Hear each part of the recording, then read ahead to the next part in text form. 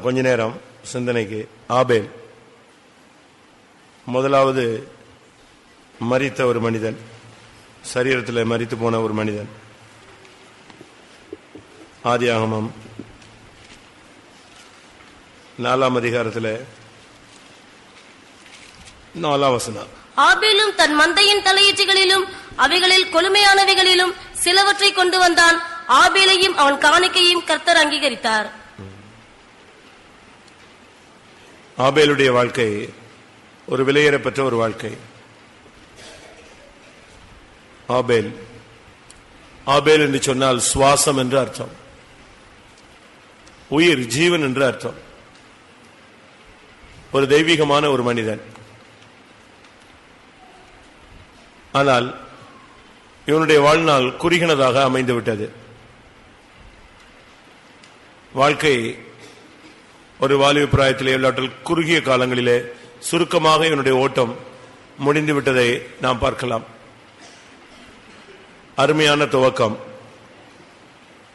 ஆனால் அவனுக்கு பெயர் ஜீவன், சுவாசம். ஆனா சுவாசம் சீக்கிரம் போய்விட்டது. நாம் இவனை குறித்து சிந்திக்கும் பொழுது இவன் ஒரு மேய்ப்பன்.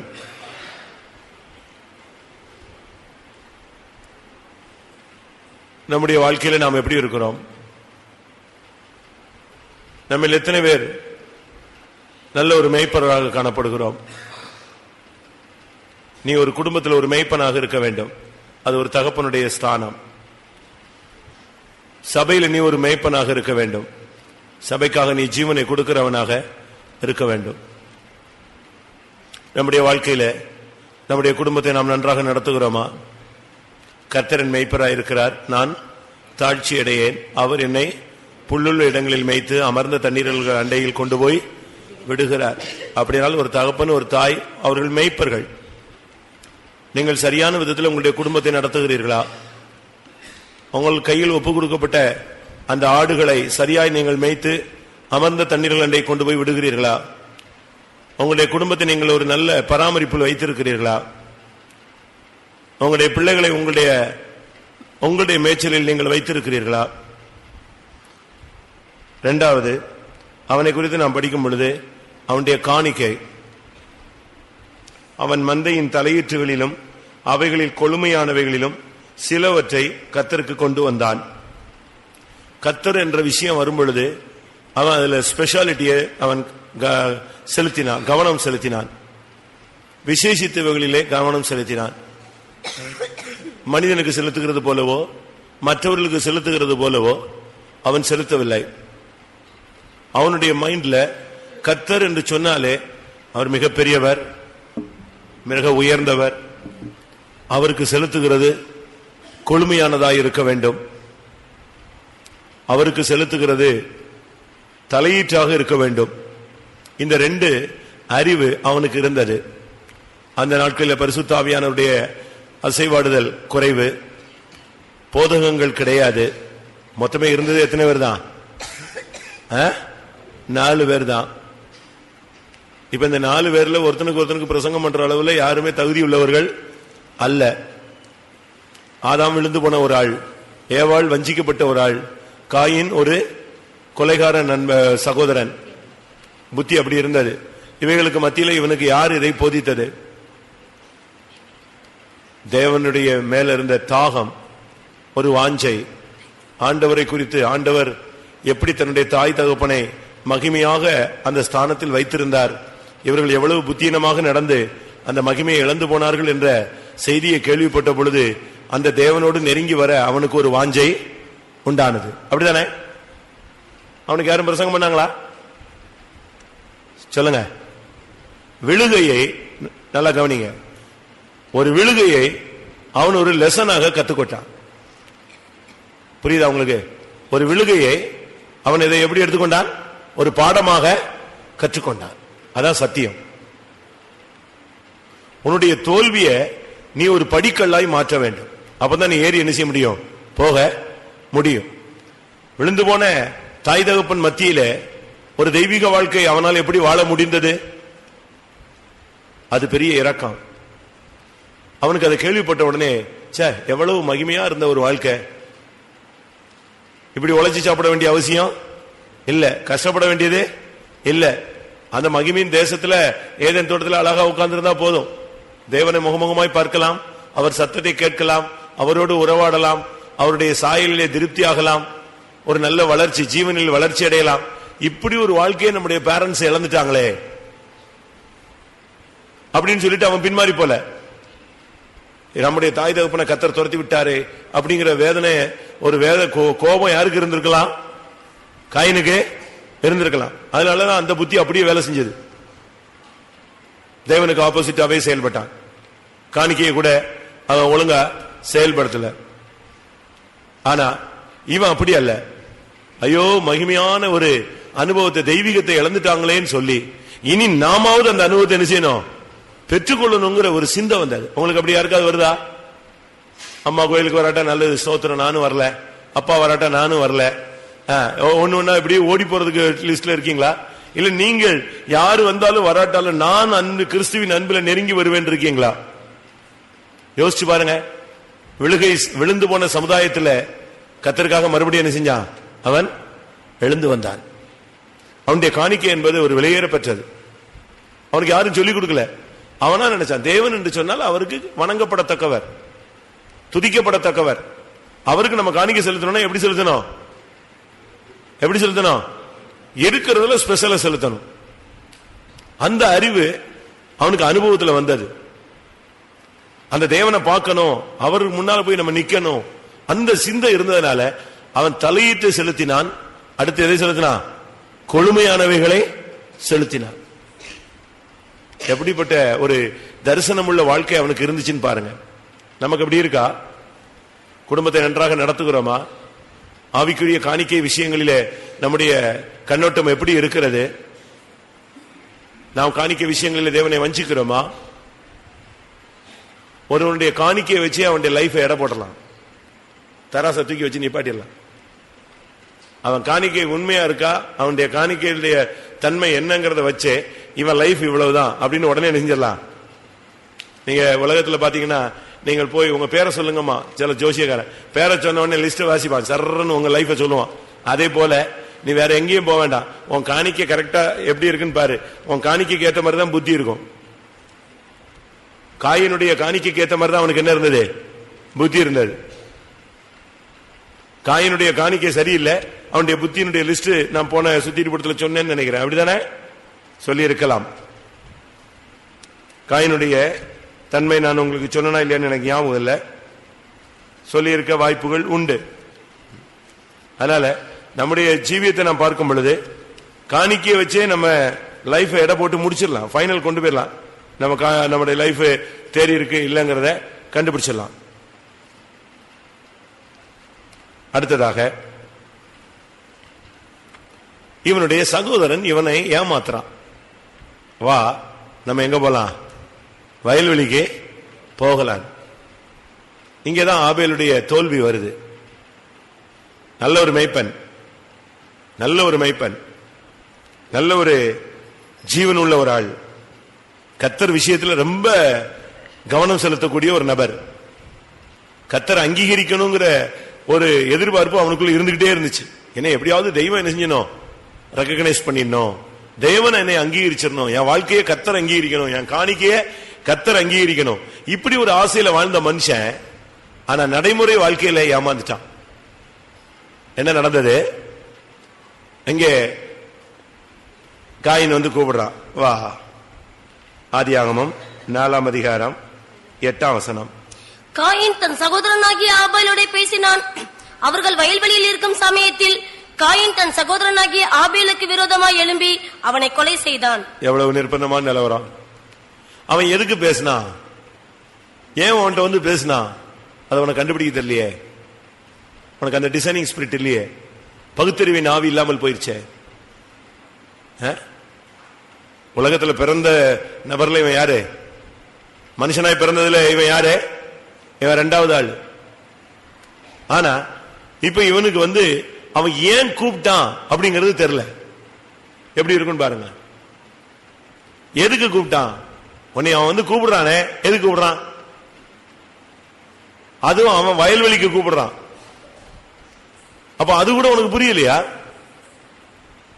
ஒருத்தன் எதுக்கு அவன்கிட்ட வந்து பேசுறான்? ஏமாத்துறதுக்கு பேசுறானா, வஞ்சிக்கிறதுக்கு பேசுறானா, உன்னை கொலை செய்ய பேசுறானா?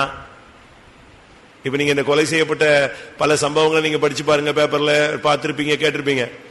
எல்லாம் ஏமாந்துதான். ஒரு செல் அடிச்சு பேசுவாங்க, நீங்க கொஞ்சம் வந்துட்டு போங்களேன்னு. ஒரு பிசினஸ் வெளியே போவாங்க, இவன் நினைச்சிருவான், போட்டு கொண்டுட்டு போயிடுவான். அவங்க அதை ஏமாந்துடுறாங்க. இதே தான் ஆபேலுக்கு நடந்தது. அவனை கூப்பிடுறான். காயின் தன் சகோதரனாகி ஆபேலோடு பேசினான். வாயன் அப்படி வயல்வெளி வரைக்கும் போகணும். இவன் என்ன நினைச்சிட்டான்? அண்ணன் எதுக்கு கூப்பிட்டாரு? ரொம்ப பாசமா கூப்பிடுறாரு, போயிட்டு வந்துடலான்ட்டு போயிட்டான். எவ்வளவு அருமை! ஒரு நம்பி மோசம் போயிட்டான் பாத்தீங்களா? நீங்க மனுஷன் மேல நம்பிக்கை வைக்க கூடாது. மனுஷன் மேல நம்பிக்கை வைக்கவே கூடாது. அண்ணம்பா, அக்காம்பா, ஆன்டிம்பா, அங்கிள்பா, யாரையும் நம்ப கூடாது. பாஸ்டர்மாங்க, பிரதர்மாங்க, சிஸ்டர்மாங்க, அக்காம்பாங்க, லைஃப் சொல்லி முடிஞ்சு போயிடும். ரொம்ப கவனமா இருக்கணும். எதுக்கு பேசுறான்? ஒரு ஆள் என்ன பர்பஸோடு பேசுறான்? அந்த சர்ப்பம் ஏவாளோடு பேசினது அவளுக்கு அவன் ஏமாத்துறான்னு என்ன செய்யல, புரியல. அதே தவறுதான் யாருக்குள்ள வந்துருச்சு? யாருக்குள்ள வந்துருச்சு? ஆபேலுக்குள்ள வந்துருச்சு. அன்னைக்கு அவன் சர்ப்பம் பேசும் பொழுது இந்த சர்ப்பம் ஏன் இப்படிப்பட்ட ஒரு உபதேசம் பேசுது அப்படிங்கிற புரிந்து கொள்ளக்கூடிய மனப்பான்மை அவளுக்கு இல்ல, வஞ்சிக்கப்பட்டாள். இப்ப அதே தவறு, சேம் தவறு தான் இப்ப யாருக்கு நடக்குது? ஆபேலுக்கு நடக்குது. அவன் வந்து பேசுறான். ஏன் இவன் பேசுறான்? இவன் நேத்துல இருந்து முகநாடி சரியில்லையே, இவன் மூஞ்சி தூக்கிட்டு சுத்துறானே, கர்த்தர் இவனுடைய காணிக்கையை அங்கீகரிக்கலையே, நம்ம காணிக்கையை அங்கீகரிச்சிட்டாரு, அதுல இருந்து இவன் முகம் கருத்து போய் சுத்துறானே, இவன் வித்தியாசமான பார்வை பாக்குறானே, ஏன் இப்படி பாக்குறான்? ஒண்ணுமே தெரியல. அவன் கூப்பிடுறானே, இவன் கூப்பிட்டா நம்ம போலாமா? இவனை நம்பி நம்ம போக முடியுமா? அதெல்லாம் ஒண்ணுமே இல்ல. கூப்பிட்ட உடனே ஏமாந்து போயாச்சு. போய் என்ன நடந்தது? வயல்வெளிக்கே கொண்டு போயிட்டான். இவனுக்கு ஆடு மாய்க்கிற வேலை, அவனுக்கு தான் வயல்வெளி. அவன் இடத்துக்கே இவனை கொண்டு போயிட்டு இவனை கொலை செஞ்சிட்டான். சுவாசம் போய்விட்டது. உன்னுடைய ஆன்மீகம் நீ இழந்து போய்விட்டாய். உன்னுடைய தெய்வீகத்தை இழந்து போய்விட்டாய். நம்பி மோசம் போய் நீங்கள் உங்களில் எத்தனை பேர் கிருபை இழந்து போயிருக்கிறீர்கள்? சுவாசம், நமக்கு சுவாசமே கிருபை தான், ஆண்டவர் தான், ஆண்டவருடைய இரக்கம் தான். இன்னைக்கு கிருபை இழந்து போய், விசுவாசத்தை இழந்து போய், பரிசுத்தத்தை இழந்து போய், பிரதிஷ்டையை இழந்து போய், இன்னைக்கு எல்லாம் மரித்த நிலவரத்தில் நம்ம ஒண்ணுமே இல்லாம கிடக்கிறோம். என்ன நடந்தது தெரியுமா? செத்துட்டாரு. செத்தாலும் அவன் ரத்தம் கூப்பிடுது. ஆதியாகமம் 4:10 கர்த்தர் சொல்றார். அதற்கு அவர், என்ன செய்தாய்? உன் சகோதரனுடைய ரத்தத்தின் சத்தம் பூமியிலிருந்து என்னை நோக்கி கூப்பிடுகிறது. பாருங்க, முதல் ரத்த சாட்சி மரிச்சிட்டான். ஆனா மரிச்சாலும் ஐயோ என் ஜீவன் போயிடுச்சே, என் லைஃப க்ளோஸ் பண்ணிட்டானே, பூமிக்குரிய வாழ்க்கையவே நஷ்டப்படுத்திட்டானே, ஆண்டவரே ஆண்டவரே ஆண்டவரேன்னு இவன் ரத்தம் யார கூப்பிட ஆரம்பிச்சிருச்சு? ஏமாந்துட்ட, உண்டி நஷ்டமாயிடுச்சு. இப்ப நீ உட்கார்ந்துட்டு அழு.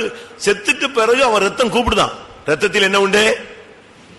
ரத்தத்திலே ஜீவன் உண்டு, உயிர் இருக்கிறது. மாம்சத்தின் உயிர்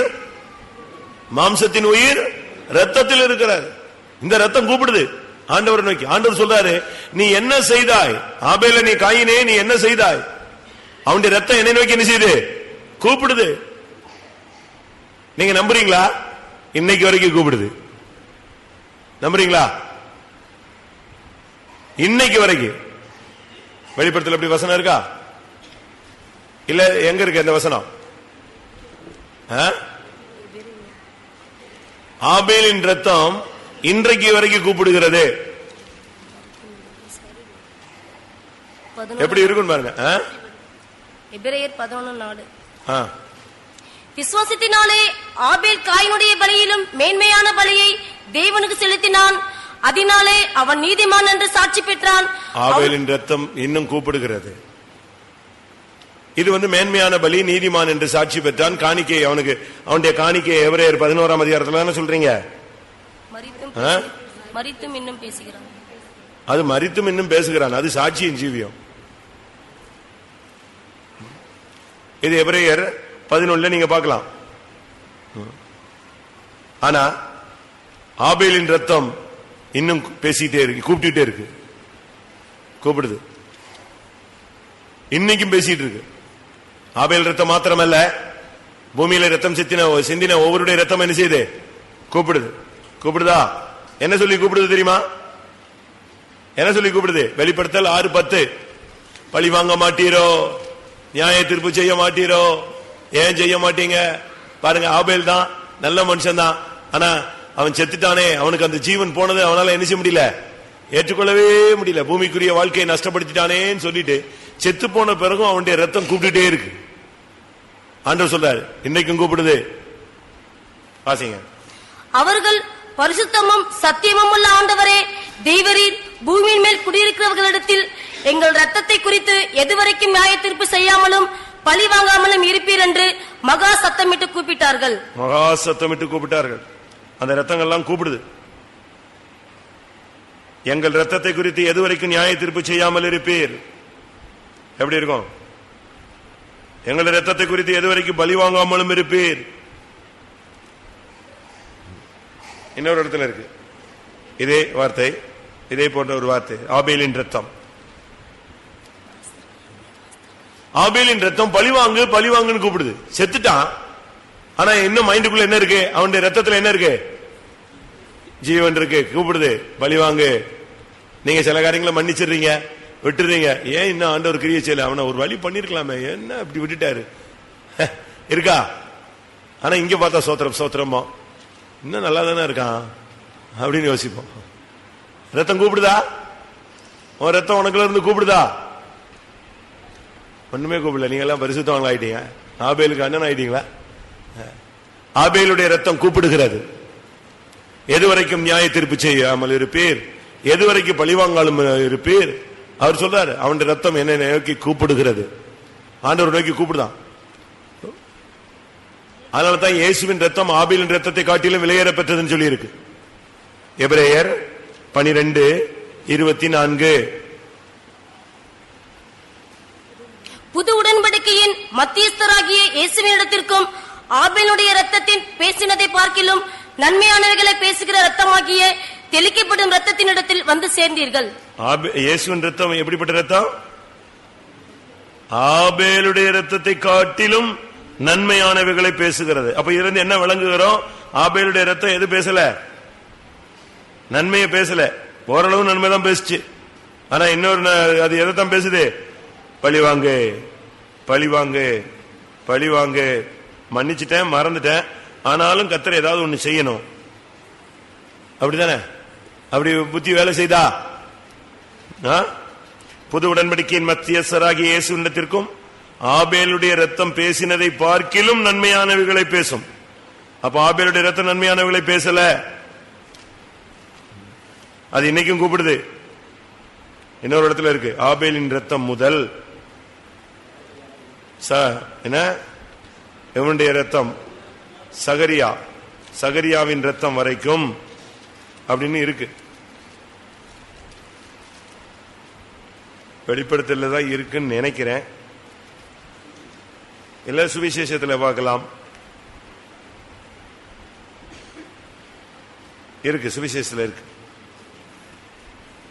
ஆபேலுடைய ரத்தத்தை பார்க்க, ஆபேலுடைய ரத்தம் முதல் நீங்கள் நீதிமான்களை கொலை செய்தீர்கள் அப்படி இருக்கும். நீங்க படிச்சுக்க, பிற பார்த்துக்கலாம். ஆபேலுடைய ரத்தம் நன்மையானவைகளை பேசினது, ஆனால் அதைவிட நன்மையான பேசினது யாரு? இயேசுவின் ரத்தம். ஒரு 5 நிமிஷம் கண்களை மூடுவோம். நம்முடைய நிலவரம் என்ன? நம்முடைய வாழ்க்கை நிலவரம் என்ன? மத்தேயு 20 சத்தமா 23:35 இருக்கு.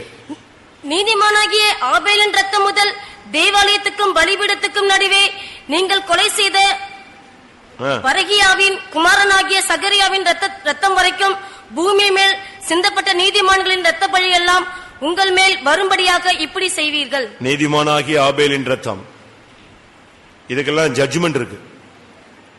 யோசிச்சு பாருங்க. ஒரு 5 நிமிஷம் ஒப்பு கொடுக்கலாம். ஆமென். உன் சுவாசம் போய்விட்டதோ? ஆவிக்குரிய ஜீவியத்தில் நீ மரித்து விட்டாயோ? விசுவாச ஜீவியத்தில் மரித்து விட்டாயோ? பரிசுத்தத்தில் மரித்து விட்டாயோ? அதுக்கு நீ காரணம் சொல்லலாம், ஐயோ நான் ஏமாந்துட்டேன், நான் இப்படி யோசிக்கல, நான் அப்படி யோசிக்கல, இப்படி வரும் நான் யோசிக்கல, இப்படி நடக்கும் நான் சிந்திக்கல, நான் நம்பி நீ பெருஞ்சிட மோசம் போயிட்ட. பாதிப்பு யாருக்கு? பாதிப்பு யாருக்கு சொல்லுங்க? நமக்கு தான். எல்லாரும் தாழ்த்தி ஒப்பு கொடுப்போம். ஆனா இன்னைக்கு உன்னுடைய ரத்தம் என்ன செய்யுது? கொதிக்குது. ஏமாந்துட்டோமே, ஏமாந்துட்டோமே, ஏமாந்துட்டோமே. ஆண்டவர் பழி வாங்க மாட்டாரா? நியாயம் செய்ய மாட்டாரா? உதவி செய்ய மாட்டாரா? எனக்கு கை கொடுக்க மாட்டாரா? எவ்வளவு ஒரு வேதனையின் கூக்குரலின் சத்தம். கர்த்தர் சொல்றார், அந்த சத்தம் எனக்கு கேட்டுக்கிட்டே இருக்கு. நியாய தீர்ப்பு செய்யும் செய்யும் செய்யும். எல்லாரும் தாழ்த்துவோம். நீ ஆபேலை போல இருக்கிறாயா? ஒரு 5 நிமிஷம், அதுக்கு பிறகு நம்ம அடுத்த ஸ்டெப்புக்கு போயிடலாம். கண்ண மூடி முழங்கால் போட்டு, கர்த்தாவே, நான் உமக்காக வாழ்ந்த காலங்களை நான் நினைத்து பார்க்கிறேன். ஆனால் இப்பொழுதோ மனிதர்களுடைய பேச்சை நம்பி, அந்நியருடைய சத்தத்தை நம்பி, பிசாசின் வார்த்தைகளை நம்பி நான் போய் என்னுடைய கிருபை இழந்து விட்டேன். நம்பி மோசம் போய்விட்டேன். என்னுடைய ஜீவனை நான் இழந்து விட்டேன். எத்தனை பேர் ஒத்துக்கொள்ளுகிறீர்கள்? இன்னைக்கு ஒரு ரத்தம் உன்னுடைய ஆத்மா உள்ள இருந்து கூக்குரல் இடுகிறது. கிருபை போய்விட்டதே, இரக்கங்கள் போய்விட்டதே, தரிசனம் போய்விட்டதே, தேவனுடைய வாழ்க்கை போய்விட்டதே, அபிஷேகம் போய்விட்டதே, வெளிப்படுத்தல் போய்விட்டதே. வாயை தரங்க. நல்ல தேவ சமூகத்தில் கொஞ்ச நேரம் தான். இதான் மெயின் கூட்டம். கடைசி கூட்டத்தில் மெயின் கூட்டம் இதுதான். நாளைக்கு ராபோஜனம். கர்த்தாவே, என்னோடு மனிதர்களும் பிசாசும் பேசின சந்தர்ப்பத்தை நான் நம்பி ஏமாந்து போய்விட்டேன். அதனால் இன்றைக்கு கிருபை போய்விட்டது. அதனால் எனக்கு விசுவாசம் போய்விட்டது. பரிசுத்தவான்களுடைய ஐக்கியம் குறைந்து போய்விட்டது. பல விஷயங்களில் நான் தோல்வியை சந்தித்துக் கொண்டிருக்கிறேன். இன்னைக்கு எனக்கு வேதனையாக இருக்கிறது. என் ரத்தம் கூப்பிட்டுக் கொண்டிருக்கிறது. கர்த்தர் பதில் செய்ய மாட்டாரோ? கர்த்தர் கிரியை செய்ய மாட்டாரோ? கர்த்தர் நீதி செய்ய மாட்டாரோ? Praise the Lord. ஆமென். உட்காருவோம். இன்றைக்கு நம்முடைய முக்கியமான சுத்திகரிப்புக்கு எப்ராயிம். டைம் இல்லாதனால கொஞ்சம் சீக்கிரமா சொல்றேன். தேவைன்னா நோட் பண்ணிக்கங்க. ஆதியாகமம் 41:52. ஆதியாகமம் 41:52. பழுக பண்ணினார் என்று சொல்லி இளையவனுக்கு எபிராயிம் என்று பெயரிட்டான். கர்த்தர் என்னை பழுக பண்ணினார். நான் சிறுமைப்பட்டிருந்தேன். கர்த்தர் என்னை பெருக பண்ணினார், பழுக பண்ணினார் என்று சொல்லி இளையவனுக்கு எப்ராயிம் என்று பெயரிட்டான். ஒண்ணுமே இல்லாத சிறைச்சாலையில் கிடந்த மனுஷனை, கைவிடப்பட்ட நிலவரத்தில் கிடந்த மனிதனை கர்த்தர் கொண்டு வந்து சிங்காசனத்தில் உட்கார வைத்தார். அதற்கு பின்பு அவனுக்கு 2 பிள்ளைகள் பிறந்தார்கள். முதல்ல ஒருவன் பிறந்தான், அவனுக்கு மனாசே. கர்த்தரின் வருத்தத்தை மறக்க பண்ணினார். இரண்டாவது எப்ராயிம். கர்த்தர் என்னை ஆசீர்வதித்தார், பெருக பண்ணினார், பழுக பண்ணினார். அதனால் அவனுக்கு என்ன பேர் வச்சான்? எப்ராயிம். ஆதியாகமம் 48. இவன் இளையவன். இவன் மூத்தவன் அல்ல, இளையவன். ஆனால் தேவனுடைய ஆசீர்வாதம் இவனுக்கு தான் கிடைச்சது, மூத்தவனுக்கு என்ன செய்யல, கிடைக்கல. ஆதியாகமம் 48:17. தகப்பன் தன் வலது கையை எபிராயிமுடைய தலையின் மேல் வைத்ததை யோசேப்பு கண்டு, அது தனக்கு பிரியமில்லாதபடியால் எபிராயிமுடைய தலையின் மேல் இருந்த தன் தகப்பனுடைய கையை மனாசையின் தலையின் மேல் வைக்கும்படிக்கு எடுத்து, அதாவது தகப்பனுக்கு முன்னால, யாக்கோபுக்கு முன்னால யோசேப்பு தனக்கு பிறந்த 2 பிள்ளைகளையும் கொண்டு வந்து நிப்பாட்டுறான். 2 பேரும் முழங்கால் போட்டு அவனுக்கு முன்னால உட்கார்ந்து நிக்கிறாங்க. அப்பா, பிள்ளைங்களை கொண்டு வந்து இருக்கிறேன். ஏன்னா யாக்கோபுக்கு கண்ணு கொஞ்சம் மங்கலா இருக்குது, நீங்க என் பிள்ளைகளை 2 பேரையும் ஆசீர்வதிச்சிருங்கன்னு சொல்றான். இப்போ மூத்தவன் வலது பக்கத்தில் நிக்கிறான், இளையவன் இடது பக்கத்தில் நிக்கிறான். அப்படித்தான் கொண்டு வந்து நிப்பாட்டி இருக்கான் யோசேப். இப்போ அவன் ஆண்டவரை சொல்லிட்டு ஆசீர்வதிக்க போறான். ஆசீர்வதிக்கும் போது கையை நெஞ்சாச்சு திருப்பிட்டான். யாரு?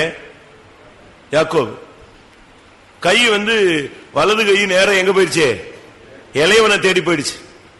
உடனே இவன் யோசிப்பு, என்ன இவரு குழப்புறாருன்னு சொல்லிட்டு அடுத்த வசனம் சொல்றான், என் தகப்பனே அப்படி அல்ல, இவன் மூத்தவன், இவனுடைய தலையின் மேல் உம்முடைய வலது கையை வைக்க வேண்டும் அப்படின்னு சொல்றான். அப்ப அவரு சொல்றாரு, அவன் தகப்பனை தடுத்து, அது எனக்கு தெரியும் என் மகனே, அது எனக்கு தெரியும், ஆனாலும் இவன் தம்பி, இவன் தான் தம்பி, ஆனா இவன் தான் என்ன செய்வான்? அதிகமாய் பெருகுவான். ஆசீர்வாதம் எப்படி இது நம்முடைய ரட்சிப்பை காண்பிக்கிறது. யூதர்கள் எல்லாம் மூத்தவர்கள், அவங்களுக்கு கிடைக்கல. வல்லவர்கள் ஞானிகள் அநேகர் உண்டு. ஆனா ஒண்ணு தெரியாத நமக்கு என்ன செஞ்சிருக்கு? இந்த ரட்சிப்பு, இந்த ரட்சிப்பின் மேன்மையான வாய்ப்பு யாருக்கு கிடைச்சிருக்கு? கிருபையாய் நமக்கு கிடைச்சிருக்கு. எப்ராஹிமுக்கு ஒரு சான்ஸ், அருமையான ஒரு வாய்ப்பு அவனுக்கு கிடைச்சது. ஆனா சுவாவம் தான் சரியில்லாமே போயிட்டான். நான் கொஞ்சம் சுவாவத்தை சொல்றேன், கொஞ்சம், ரொம்ப இருக்கு, நமக்கு டைமிங் ரொம்ப கம்மிங்கிறதுனால கொஞ்சம் சொல்றேன். அவங்களுடைய கேரக்டர் எப்படி இருந்துச்சு? ஒரு அருமையான வாய்ப்பு கிடைச்சு இவனை கர்த்தர் மூத்தவனாக மாற்றி வச்சிருக்கும் போது, அந்த ஸ்தானத்தில் கர்த்தர் இவனை உயர்த்தி வச்சிருக்கும் போது சுவாவம் அவ்வளவு தெய்வீகமாக அமையல. எப்ராஹிம் இல்லாவிட்டால் எப்ராஹிமர், அவனுடைய சந்ததி, இவனுடைய சுவாவம் தானே அவங்களுக்கு வரும். நியாயாதிபதிகள் 8:1. அப்பொழுது எப்ராஹிம் மனுஷர் அவனை நோக்கி, நீ மீதியானியர் மேல் யுத்தம் பண்ண போகிற போது எங்களை அழைக்கவில்லையே, இப்படி நீ எங்களுக்கு செய்தது என்ன என்று அவனோட பலத்த வாக்குவாதம் பண்ணினார்கள். இந்த எப்ராஹிமுடைய முதல் சுபாவம் என்னன்னா வாக்குவாதம். வாக்குவாதம்னா ஒரு கருத்தை சொல்றது மாத்திரம் அல்ல, அது எங்க கொண்டு போய் நிப்பாட்டிடுவான்? சண்டையில கொண்டு போய் நிப்பாட்டிடுவான். ஒரு புருஷன்ட்ட ஒரு மனைவி தன்னுடைய ஒப்பீனியனை சொல்லலாம். ஒரு மனைவி தன்னுடைய புருஷன்ட்ட சொல்லலாம், புருஷன் தன்னுடைய மனைவிட்ட சொல்லலாம், இல்ல சகோதரன்ட்ட சொல்லலாம், இல்லாவிட்டா உங்க கூட வேலை பார்க்கறவனுக்கு நீ ஒரு ஒப்பீனியன் சொல்லலாம், ஒரு கருத்தை சொல்லி வலியுறுத்தலாம். ஆனா அதை ஏதாவது மாத்தக்கூடாது. இவன் சொல்றான், யுத்தத்துக்கு போகும்போது மீதியான மேல யுத்தம் பண்ண போற போது எங்களை ஏன் நான் கூப்பிடல, எப்படி இப்படி செய்யலாம், நீ அப்படியா இப்படியான்னு சொல்லி அவனை கடைசியில் எங்க வந்தாச்சு? பலத்த வாக்குவாதம். ஒரு சில இடத்துல நீங்க போய் பாருங்க, பிரச்சனையே இருக்காது, ஆனா சண்டை உச்ச கட்டத்தில் இருக்கும். யாராவது விசாரிச்சு எப்படி இருக்கும்? இதுக்கா எவனா சண்டை போடுவானா, வாயை மூட்டு போடாமா. ஏன்னா அந்த பிரச்சனை அவ்வளவு சுலபமான ஒரு காரியம். அவசியம் இல்லாத காரியங்களுக்கு சண்டையை போட்டு உடனே 3 நாள் உட்கார்ந்து அழுது புலம்பி கத்தி பாஸ்டிங் போட்டு சாப்பிடாம கிடந்து ஒரே இது என்னன்னு கேட்ட கடைசியில் ஒண்ணுமே இருக்காது. ஒரு அற்பமான காரியமா இருக்கும். அப்படி இருக்கா? அப்படி ஆவி இருக்கா? எப்ராஹிம் ஆவி நாசரத்தில் இருக்கா? இருக்கா? இல்லைன்னா இல்லைன்னு வந்திருக்கணும்ல. மௌனம் சம்மதத்துக்கு அறிகுறியா? உள்ள ஸ்டோர் ஆகி போய் கிடக்கு. சின்ன காரியத்தை கூட அடே கத்தி கத்தி சொல்லி முறுமுறுத்து சண்டை போட்டு சத்தத்தை கூட்டி வாலியமை கூட்டி கூட்டி கூட்டி கூட்டி கூட்டி எங்க வந்துடும் அது. ஆனா நீங்க ஆராய்ச்சி பண்ணி பார்த்தா ஒண்ணுமே செய்யாது, இருக்காது. அது இது சின்ன ஒரு ஸ்டார்ட் ஆகும். அதுக்குள்ள இவங்க அம்மா வீட்டு கதையை எடுத்துருவாங்க, இல்ல அவங்க அப்பா வீட்டு கதையை எடுத்துருவாங்க, பழைய கதையை எடுத்துருவாங்க. ஒரு 30 வருஷத்துக்கு முன்னால ஒரு பிரச்சனை, நான் வந்தேன் என்னை மதிக்கல, அது இது எதையாவது ஒண்ணு சேர்த்து கைத்தை கட்டி தொங்க விட்டுருவான். மொத்தத்திலே சேர்ந்து ஒரே பூகம் அதை கிளப்பி விட்டுருவான். அப்படி யாருக்காவது கிருபை இருக்கா? அப்படி யாருக்கு இருக்கா? அந்த ஆவி, எப்ராஹிமின் ஆவி உங்களுக்குள்ள இருக்கா? சின்ன பிரச்சனையும் போட்டு குழப்பு குழப்பு குழப்பு குழப்புன்னு குழப்பி கிளப்பி விடுறது. ரெண்டாவது, இவங்க பலத்த வாக்குவாதம் பண்ண உடனே அவன் என்ன பண்ணிட்டான்? ரொம்ப உஷாரு. யாரு? கிதியோன். அவன் உடனே இவங்களை புகழ ஆரம்பிச்சிட்டான். நியாயாதிபதிகள் 8:3. தேவன் உங்கள் கையிலே மீதியானியரின் அதிபதிகளாகிய ஓரேபையும் சேபையும் ஒப்புக் கொடுத்தாரே, நீங்கள் செய்ததிலும் நான் செய்யக்கூடியது எம்மாத்திரம் என்றான். இந்த வார்த்தையை அவன் சொன்னபோது அவன் மேல் இருந்த அவர்களுடைய கோபம் ஆறிற்று. இவங்களை புகழ்ந்துட்டான் அவன். உடனே அவன் பாருங்க, அவன் கிதியோன். அவன் சொன்னா, நான் என்ன ஒரு சாதாரண ஆளு, என்னைய போய் சொல்லி நீங்க என்ன பெரிய வேலையெல்லாம் செஞ்சிருக்கீங்க, நீங்க அப்படி செஞ்சீங்க இப்படி செஞ்சீங்கன்னு உடனே அவன் மேல இருந்த டென்ஷன் எல்லாம் நெஞ்சிருச்சு. இதை கத்துக்கோங்க, குடும்பத்துல பிரச்சனை சால்வ் ஆயிடும். ஒருத்தர் ஒருத்தர் என்ன செய்யறது? புகழ்கிறது. அவங்க செஞ்சதை கொஞ்சம் நீங்க அப்படி புகழுக்கு மயங்காதவன் எவன்? நம்ம ஆளுங்களே புகழுக்கு மயங்கிறாங்களே. பாதி ஆளு வாழ்க்கையை கெடுத்து போனது, வாழ்க்கையில இழந்து போனது காரணமே என்னதான்? நரி வந்து காக்காவை பார்த்து சொல்லிச்சான், என்ன அருமையான குரல்னுச்சு. அதுக்குள்ள காக்கா வடை எதை விட்டுடுச்சு. அவ்வளவுதான், ஒரு செகண்ட். காக்காவை ஒரு புகழ்ந்து ஒரு செகண்ட்ல காக்கா எதை விட்டுருச்சு. அடுத்து திரும்பி பார்த்தா யாரு கிடையாது, வடையும் இல்ல நரியும் இல்ல. அதே மாதிரிதான் உன்னைய பார்த்து அப்படியே புகழ்வாங்க. உங்க குரல் நல்லா இருக்கு, உங்களுடைய பேச்சு நல்லா இருக்கு, உங்க ட்ரெஸ் நல்லா இருக்கு, நீங்க மத்தவங்களை காட்டல. இது நீங்க இதை கேட்டுட்டோன்னே இது எல்லாம் ஏமாந்து அப்படியே பின்னால போய் வாழ்க்கையெல்லாம் இழந்து நாசமாயி அவங்களுடைய போய் வாழ்க்கையெல்லாம் விட்டுறான். நான் சொல்றது வந்து உண்மை. இதே மாதிரிதான் ஏமாத்துறது. ஆப்போசிட் என்ன செய்யறது? வஞ்சித்தல். இப்ப பாருங்க, கிதியோன் என்ன சொல்லிட்டான், நீங்க செஞ்சது காட்டுல நான் என்ன செஞ்சேன்னு. உடனே அவங்களுக்கு ஆமால, உடனே அவங்க கோவமே நெஞ்சிருச்சு, ஆரிச்சு, ஆஃப் பண்ணிட்டான். அப்ப புகழுக்கு மயங்கிற ஒரு வாழ்க்கை எப்ராஹிமுக்கு இருந்தது. உன்னை யாராவது புகழ்ச்சி அடைய செய்தால் அதுதான் உனக்கு சோதனை. பைபிள் என்ன சொல்லியிருக்கு? மனுஷனுக்கு வரும் சோதனை அவனுக்கு உண்டாகும் புகழ்ச்சியே. அதனால உங்களை யாராவது புகழ்ந்தாங்கன்னா உனக்கு கண்ணி வைக்கிறான்னு புரிஞ்சுக்கோ, ஞானமா நடந்துக்க. இவனை அவங்கள புகழ்ந்தான். இந்த வார்த்தையை அவன் சொன்ன போது அவன் மேல் இருந்த கோபம் அவர்களுக்கு ஆறிற்று. அடுத்து நியாயாதிபதிகள் 12:1. எப்ராயிம் மனுஷர் ஏகமாய் கூடி வடக்கே புறப்பட்டு போய் எப்தாவை நோக்கி, நீ எங்களை உன்னோட கூட வரும்படி அழைப்பியாமல் அம்மோன் புத்திரர் மேல் யுத்தம் பண்ண போனதென்ன?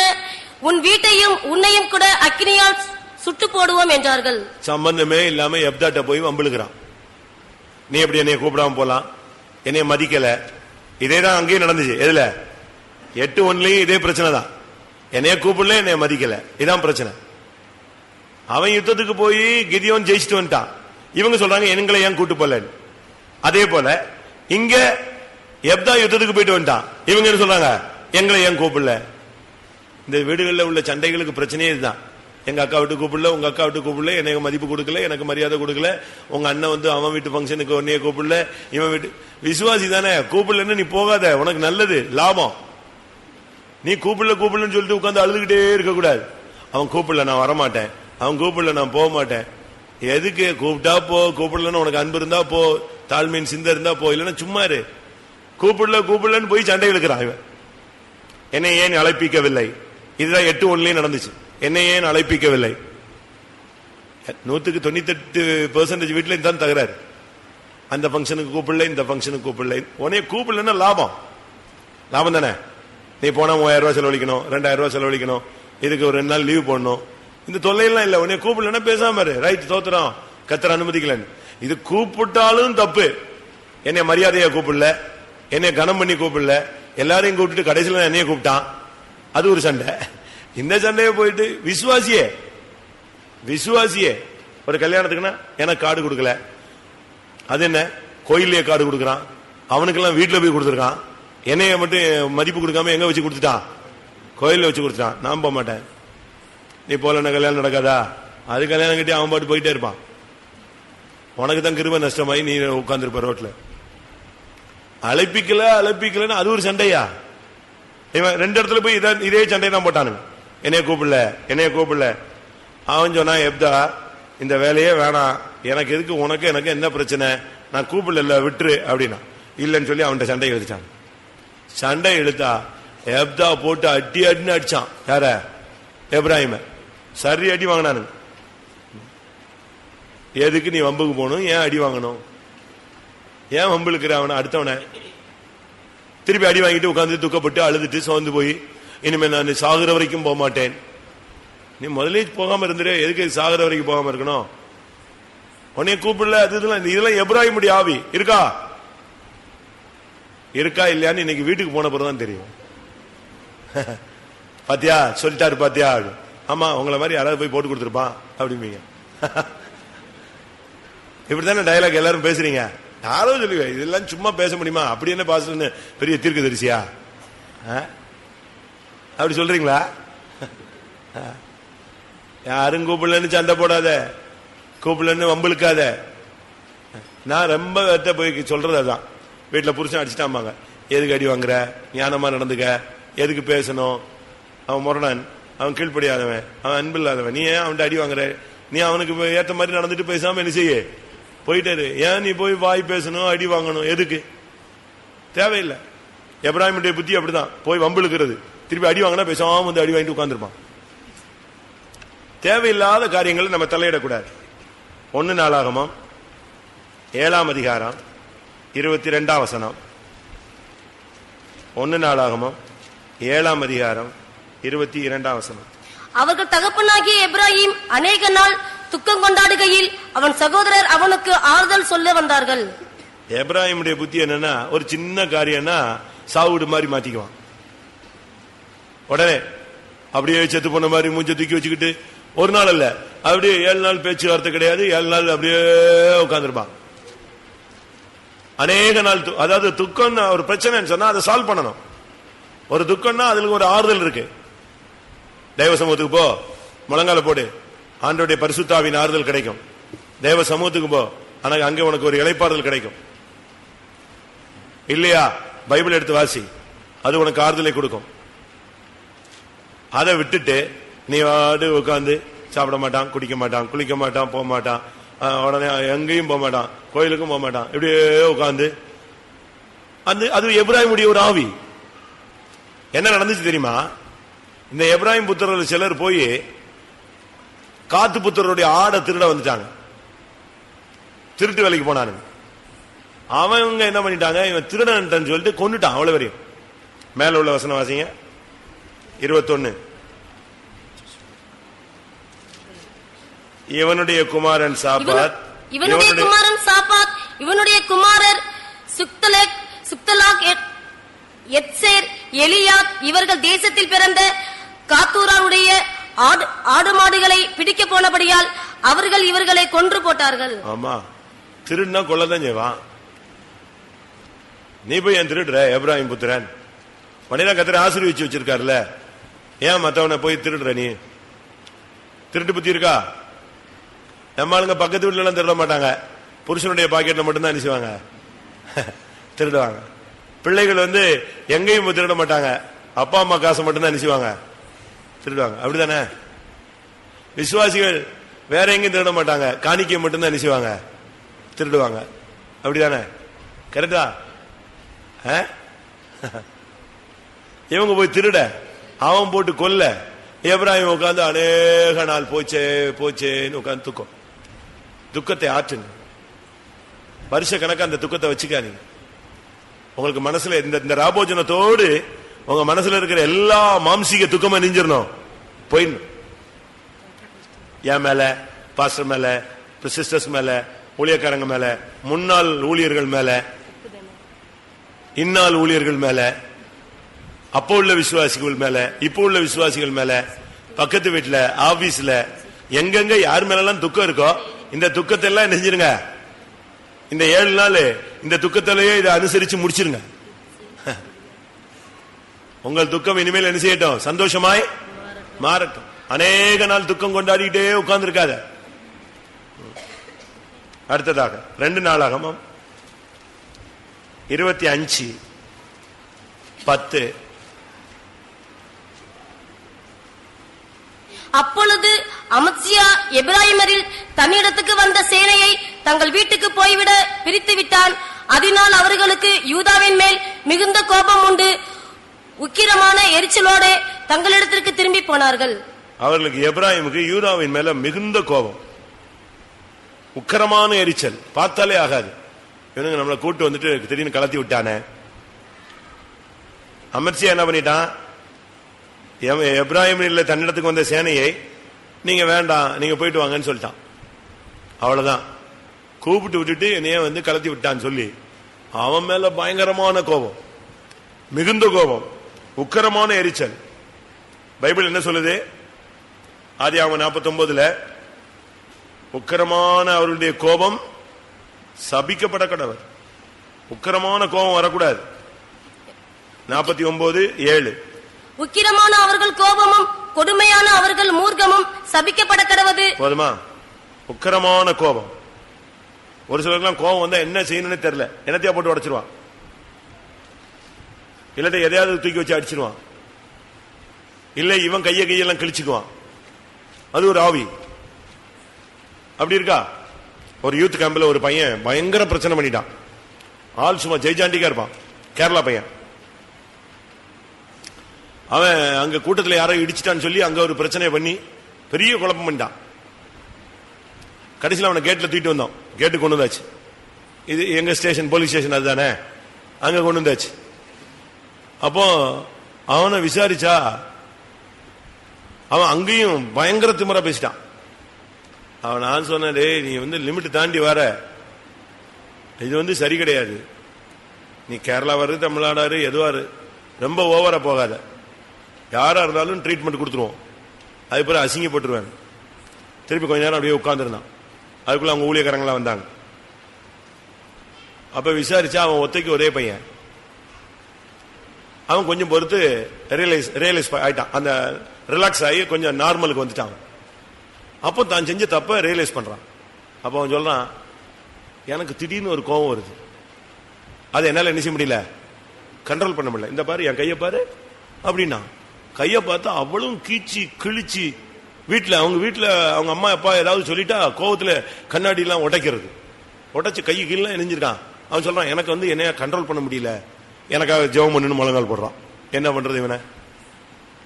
நான் விடுதலைக்காகத்தான் எங்க இருந்து வந்திருக்கேன், கேரளால இருந்து வந்திருக்கேன். யூத் மீட்டிங்ல நான் வேற எதுக்கும் வரல, எனக்கு விடுதலை வேணும் தான் வந்திருக்கேன். என்ன கோபத்தை என்ன செய்ய முடியல, கண்ட்ரோல் பண்ண முடியல. எங்க டேடி ஏதாவது சொல்லிட்டாருன்னா நல்லதுதான் சொல்றாருன்னு தெரியுது, இந்த ஆள் என்ன இப்படி நம்மள சொல்லிட்டாரேன்னு சொல்லிட்டு உடனே போட்டு என்னத்தையாவது உடைக்கிறது, கையெல்லாம் கிழிச்சு திருப்பி போய் அரை மணி நேரம் கழிச்சு ஆஃப் ஆயிடுவான். திருப்பி போய் கையெல்லாம் என்ன செய்யணும், தையல் போட்டு. எப்படி ஆவி இருக்கா யாருக்காவது? இங்க அவ்வளவு மோசமான ஆளுங்க இருக்க மாட்டீங்க. அது ஒரு உக்கிரமான கோபம், அது சபிக்கப்பட்ட ஒரு ஆவி. அதனாலதான் உக்கிரமான கோபமும் மூர்க்கமும் என்ன செய்ய கடவுது, சபிக்கப்பட கடவுள். அடுத்து 2 நாளாகமும் 30:18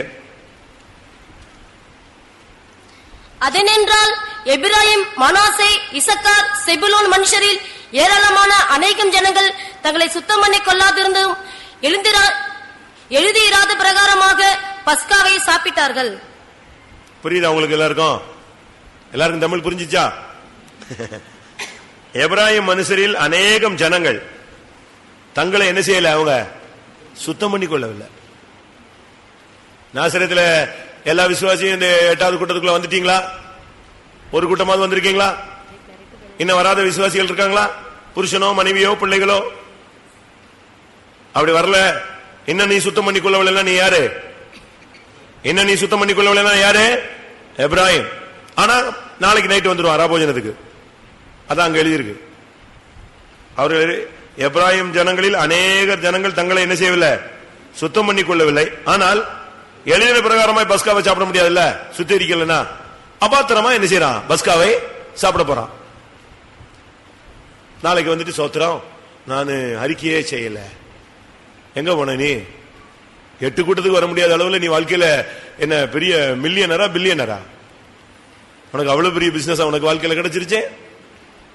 தேவ சமூகத்துக்கு கூட ஒரு அரை மணி நேரம் 1 மணி நேரம், தேவ சமூகத்துல 3 மணி நேரம் வர்ற அளவுல கர்த்தர் உன்னை கோடீஸ்வரனை மாத்தி விட்டாரா, இல்ல அவ்வளவு பிஸி ஆக்கி விட்டாரா? சுத்தம் பண்ணு.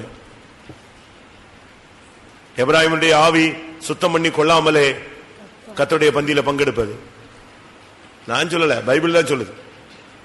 சங்கீதம் 78:9 ஆயுதம் அணிஞ்சிருவான், ஆனா யுத்தம்னா ஓடிடுவான், முதுகு காட்டுவான்.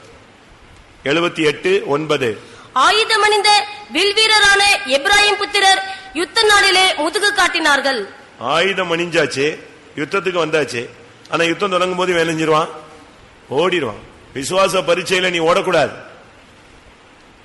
விசுவாச பரீட்சையில நீ நிக்கணும். விசுவாசத்துக்கு பரிசோதனை உண்டு, நீ அதுல ஓடி போயிடக்கூடாது. ஆயுதமணிந்த எப்ராஹிம் புத்திரர் என்ன செஞ்சாங்க? யுத்த நாளிலே என்ன செஞ்சாங்க? முதுகு காட்டுற. விசுவாசத்துக்கு பரீட்சை வரும்போது முதுகு காட்டாத, நில்லு, கர்த்தருக்காக நில்லு. லூக்கா 22:28. லூக்கா 22:28. மேலும் எனக்கு நேரிட்ட சோதனைகளில் என்னோட கூட நிலைத்திருந்தவர்கள் நீங்களே. இயேசு சொல்றார், எனக்கு நேரிட்ட சோதனைகளில் என்னோடு கூட நிலைத்திருந்தவர்கள் நீங்களே. நீ முதுகு காட்டக்கூடாது, சோதனைகள்ல முதுகு காட்டிட்டு ஓடிடாத. விசுவாச பரீட்சையில, பரிசுத்தத்தின் பரீட்சையில, பிரதிஷ்டைகளில் உள்ள பரீட்சைகளிலே, கிறிஸ்துவின் அன்பின் மேல் உள்ள பரீட்சைகளில் நீ ஓடிடக்கூடாது, முதுகு காட்டக்கூடாது, நிக்கணும். எனக்கு நேரிட்ட சோதனைகளில் என்னோடு கூட நிலைத்திருந்தவர்கள் நீங்களே. ஏசாயா, நான் ரொம்ப ஷார்ட்டா முடிக்கிறேன், டைம் இல்ல. 7ஆம் அதிகாரம் 9ஆம் வசனம். ஏசாயா 7:9. எப்ராஹிமின் தலை சமாரியா. உன் தலை யாரு? நமக்கு தலை யாரு? கிறிஸ்து. மனைவிக்கு தலை யாரு? புருஷன். ஒரு விசுவாசிக்கு தலை யாரு? கிறிஸ்து. உன்னுடைய தலை சமாரியாவா இருக்கக்கூடாது. உன் குடும்பத்தை கண்ட்ரோல் பண்றது கிறிஸ்துவாக இருக்க வேண்டும், அந்நியனாக இருக்கக்கூடாது. தலையாகிய கிறிஸ்துன்னு சொல்லி இருக்கு. இந்த நாட்களில் நீங்க இந்த விஷயத்துல ரொம்ப கவனமா இருக்கணும். எப்ராஹிமின் தலை சமாரியா. உன்னுடைய குடும்பத்துக்கு நீதான் தலையாக இருக்கணும். உன் குடும்பத்துக்கு அந்நியன் என்ன செய்யக்கூடாது, தலையாய் இருக்கக்கூடாது. உன் வாழ்க்கையில தலையாக இயேசுதான் இருக்கணும். அந்நிய வல்லமைகள் உன்னுடைய குடும்பத்தை உன்னைய ஆளுகை செய்யக்கூடாது. ஏசாயா 9:10.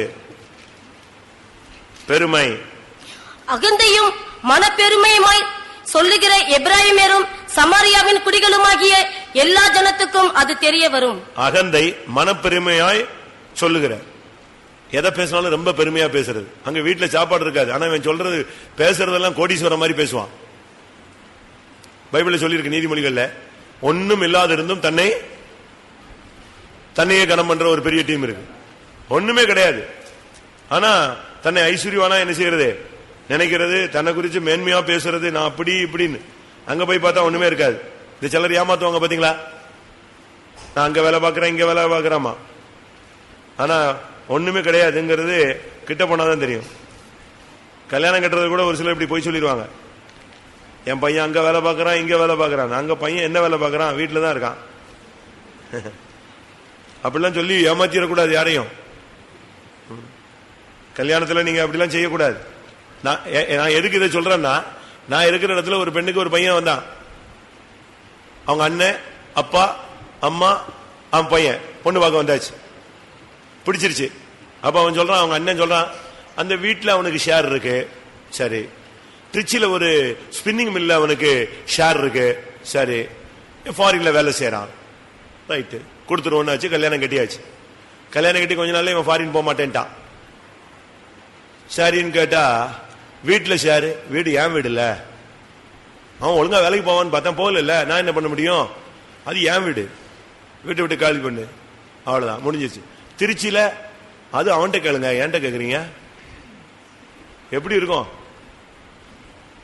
நான் அன்னைக்கு ஏமாந்துட்டேன்.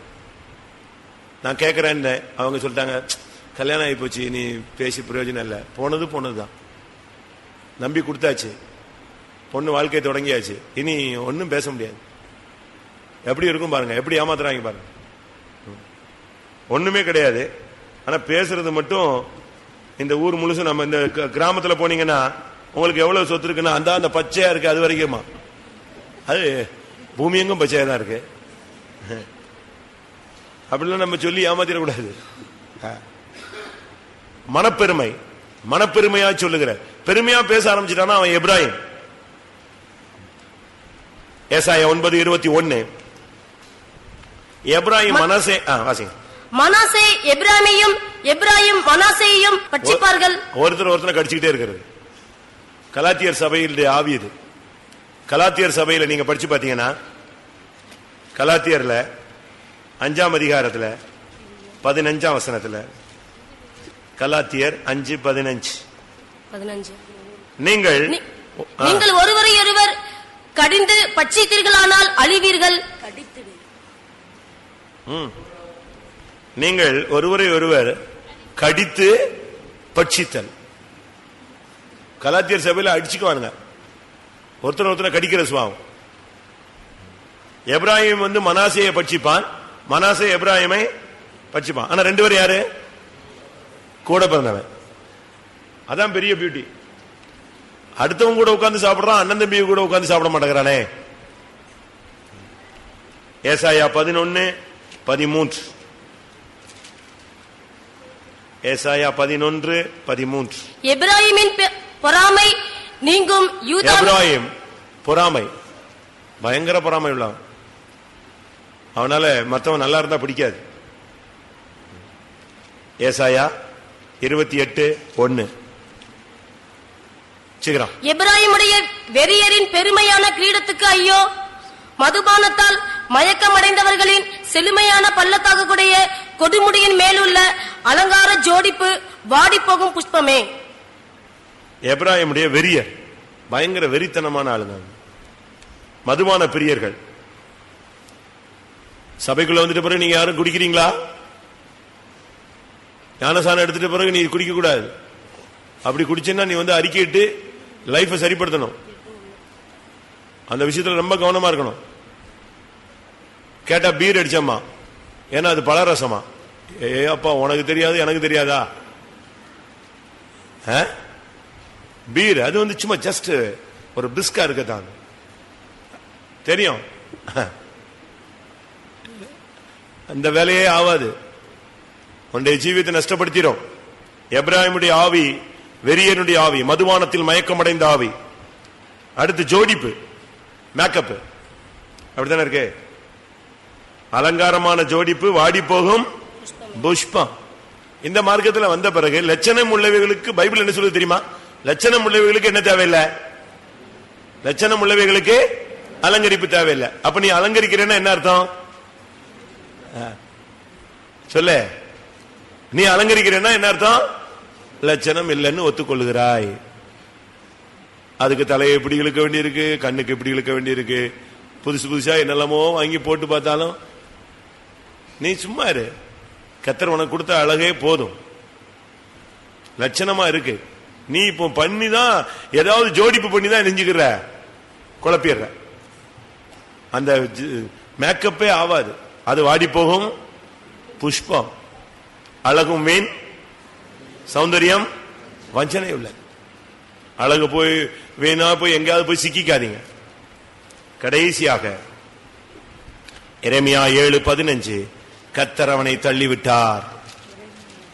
எரேமியா 7:15. நான் உங்களுக்கு எல்லா சகோதரமாகிய எப்ராஹிம் சந்ததி அனைத்தையும் தள்ளி போட்டது போல உங்களையும் என் முகத்தை விட்டு தள்ளி போடுவேன் என்று கர்த்தர் சொல்லுகிறார். நான் உங்களுக்கு அல்ல, உங்களுடைய எல்லா சகோதரருமாகிய எப்ராஹிம் சந்ததியை அனைத்தையும் நான் தள்ளி போட்டேன். இந்த எப்ராஹிம் லிஸ்டே க்ளோஸ் பண்ணிட்டார். வேணாம், என் ஒருத்தரும் தேவையில்லை, தள்ளுட்டார். எப்படி இருக்கும்?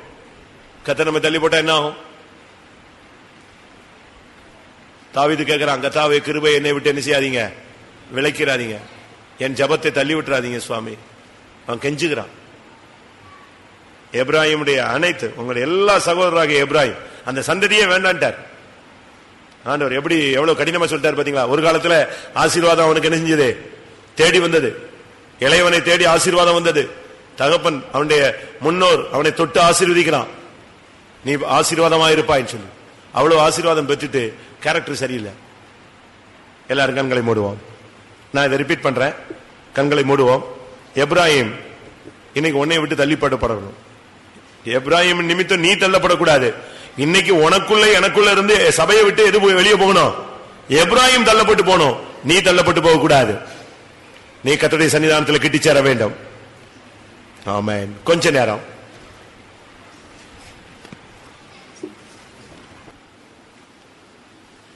பைபிள்லாம் மூடி வச்சுட்டு டைரி எல்லாம் மூடிட்டு முழங்கால் போட்டு கர்த்தருடைய சமூகத்தில் முக்கியமான பகுதிக்கு வந்திருக்கிறோம். ஞானஸ்நானம் எடுத்த யாராக இருந்தாலும் கண்களை மூடி உங்களை தாழ்த்தி ஒப்பு கொடுங்க. கர்த்தர் நம்மை நேசிக்கிறார். கிருபையா இந்த ரட்சிப்பு நமக்கு கிடைத்தது. கிருபையினால் விசுவாசத்தை கொண்டு ரட்சிக்கப்பட்டீர்கள். இது உங்களால் உண்டானதல்ல, இது தேவனுடைய ஈவு. ஏன் வாக்குவாதம் பண்ணுகிறாய்? ஏன் பலத்த வாக்குவாதங்களுக்கு இடம் கொடுக்கிறாய்? ஏன் உன்னை அழைக்கவில்லை என்று துக்கப்படுகிறாய்? மற்றவர்கள் புகழ்ந்த உடனே உன்னுடைய கோபம் ஏன் மாறுகிறது? மனுஷனுடைய புகழ்ச்சியை வாஞ்சிக்கிறாயா? ஏன் வம்புக்கு இழுக்கிறாய்? மற்றவர்கள்ட்ட போய் ஏன் வாக்குவாதம் வம்பு பண்ணுகிறாய்?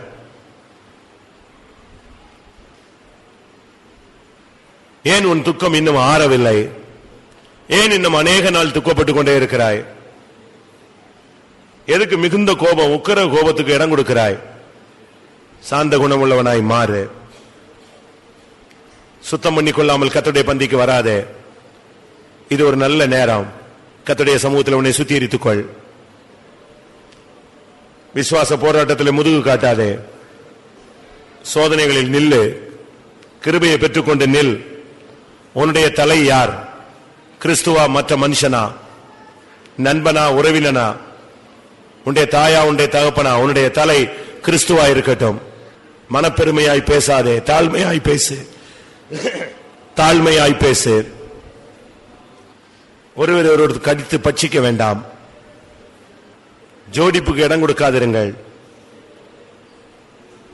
உங்களிலிருந்து எப்ராஹிமை தள்ளி போடுங்கள். ஆமென். எல்லாரும் யாரும் தலையை கிளப்படக்கூடாது. கர்த்தருடைய சமூகம் நம்முடைய மத்தியில் இருக்கிறது.